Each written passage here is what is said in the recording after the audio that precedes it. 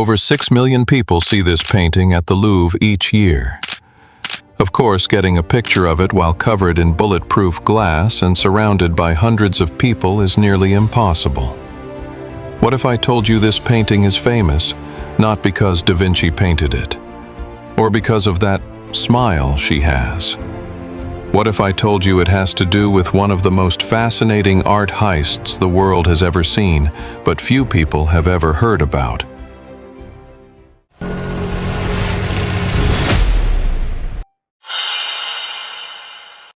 The year was 1911, and it was really hot and humid in Paris, which you would probably expect for Monday, August 21st. The night before, 3 men had snuck into the Louvre and hidden overnight in a narrow storeroom. These 3 men were Vincenzo Peruggia and his brothers, Lancelotti and Michele, all 3 Italian and all 3 on a rescue mission, or so they thought. Early in the morning, they put on white workman's smocks and headed to the Salon Carré. I know what you're already thinking. Wait, I thought the Mona Lisa was in its own gallery behind bulletproof glass, surrounded by hordes of tourists. Nope, not at all. In fact, the Mona Lisa was in a huge gallery, along with many other pieces. That morning, the 3 Italians rip the painting off the wall, take off the glass shadow box and frame. Then Peruggia hides it under his clothes. Next thing you know, they snuck down a hidden stairwell and out a side entrance into the streets of Paris. In no time at all, the Mona Lisa was gone. You would think alarms would go off, guards would be at ready, police called immediately, but you would be wrong. It took over 26 hours before anyone ever noticed she was missing. Keep in mind, this is 1911, in what was then the world's largest building, and security was pretty weak with little more than 150 guards. Stuff often went missing, and a lot of works got damaged. At the time, the Mona Lisa was far from the most visited painting in the Louvre.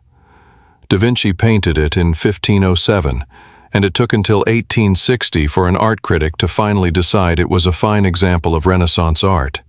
Even then, it still wasn't a popular painting. But even though it wasn't in its own gallery, it wasn't off the museum's radar. 1 year prior, in 1910, the museum was mailed a letter from Vienna threatening the Mona Lisa. Museum officials hired a professional to put about a dozen famous paintings under glass, including the Mona Lisa. The man who did the work was Vincenzo Peruggia, who happened to grow up in a village north of Milan, Italy. Names sound familiar. Stealing the Mona Lisa made sense for Peruggia.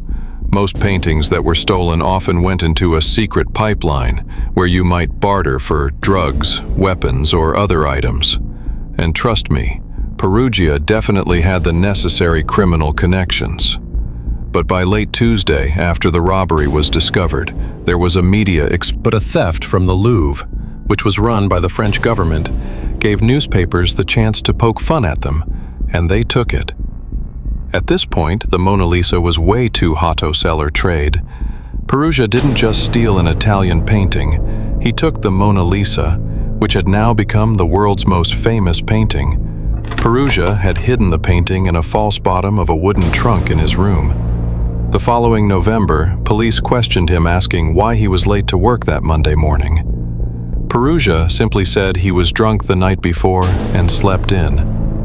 Police bought the lie, and guess who they arrested instead? Pablo Picasso. No worries, he was quickly released soon after. In December 1913, 28 months later, Peruggia left his boarding house with his trunk and took a train to Florence, Italy. He tried to sell the painting to an art dealer, but the dealer quickly called the police. Peruggia pled guilty and served only 8 months in prison. Now an international celebrity, the Mona Lisa returned to the Louvre following exhibitions around Italy. Within the first 2 days, over 100,000 people came to see it. That brings us back to today, where millions now flock to see this painting. A lot of people now question if this painting is really that good. Maybe. Or, is a painting only great when enough people collectively believe it is? As for the Mona Lisa, those eyes are definitely doing something, and that smoky sfumato technique Da Vinci used to paint them was definitely revolutionary. But, I say, it's not his best work. In fact, if you go see the Mona Lisa, be sure to step just outside the gallery where several other Da Vinci pieces are hanging, with no one around them, of course. Until next time, be outrageous.